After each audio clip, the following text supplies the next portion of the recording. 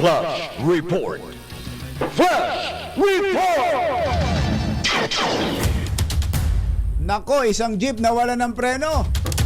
May mga nasagasaan. Diyan sa San Juan, RH52 Edniel Parosa. Kami Edniel. Jerry at Anthony, dalawa itong nakabulag na rito. Conscious naman at nakakausap isang motorcycle rider. Tapos isang may katandaan ito, senior citizen na lalaki. Isang pedestrian ito.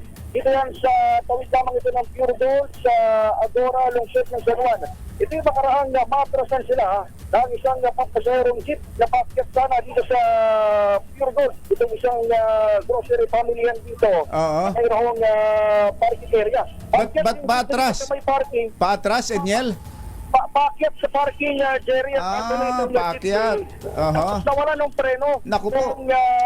Nawala ng control yung driver habang paakyat doon sa pinakarampa. Saka dito umatras. Kaya Naku po, Hindi lamang itong mga sinasabi natin mga pedestrian, kundi maging isang tindahan dito ng iba't ibang goods para sa sari-sari ito. Jerry Anthony, mabuti na lamang itong pinakatindahan, magbubukas pa lamang sila.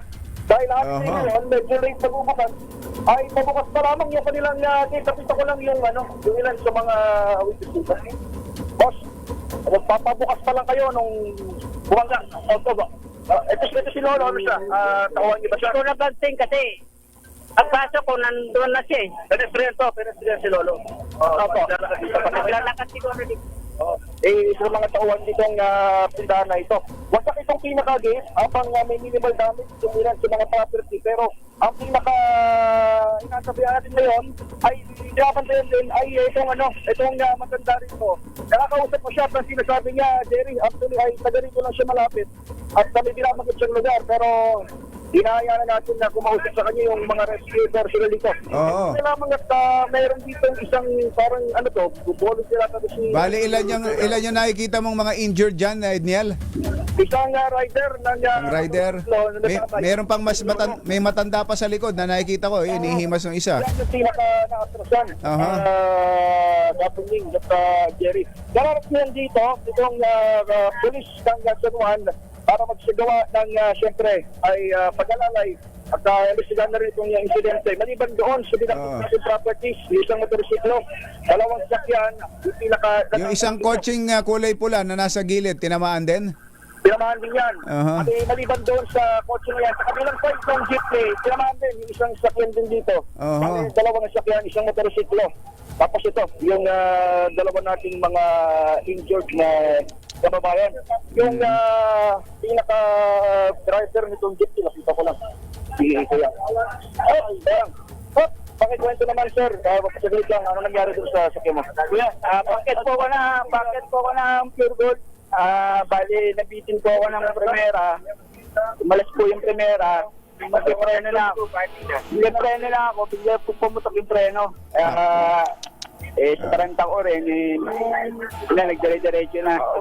Ano kaya? Wala kang biyahe ngayon. Pagpapark ka lang sana. Magpapark lang po sana ako sa Pure Gold eh. Kasi coding yung jeep ko eh. Coding din. Yung pinakapangarap kayo? Alano Campo po. Alano Campo. Mataas ba? Mataas ba yung driveway, Edniel, ng Pure Gold? Mataas. Oo, mataas. Hindi na po pasok sa kong video, pero mataas. Nandun na siya, nakasampa na siya rin sa pinakarampa. Mawala ng preno. Mabuti na lang din, at binamagit niya na saving siya.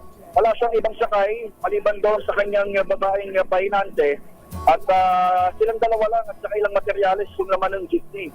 At siguro kung hindi na natin siya inahangat, pero imagine na lang natin kung hindi holiday ngayon, mas maraming tao rito. At maaga rin nagbukas itong tindahan, baka mas marami pang pinsala ito. Grabe yung itsura nito eh. Apektado na rin. Iba rin ang trapiko mula doon sa lungsod ng San Juan, coming from Domingo, padaan dito sa Metro Street, papasok sa lungsod ng Mandaluyong, ay unti-unti na rin nagsisikip ng mahagya. Ipari ng trapiko sa lugar. So sa ngayon, kararating dito ng San Juan Police at tabayaran natin yung magiging development. Mabuti na lamang at yung sa binabanggit ko yung isang rider at si Lolo, walang unconscious dito, nakakausap pa sila at susubukan ng rescue, mahatak ng ating mga police at rescue team itong matanda ay hindi pa rin maialis doon sa kanyang pagkakaupo sa likuran mismo ng umatras sa walang kontrol ako ang pasaherong jeepney. Ito sa Edniel Parrosa, naguhulat para sa DZRH. Una sa Pilipinas, una sa Pilipino. Ingat.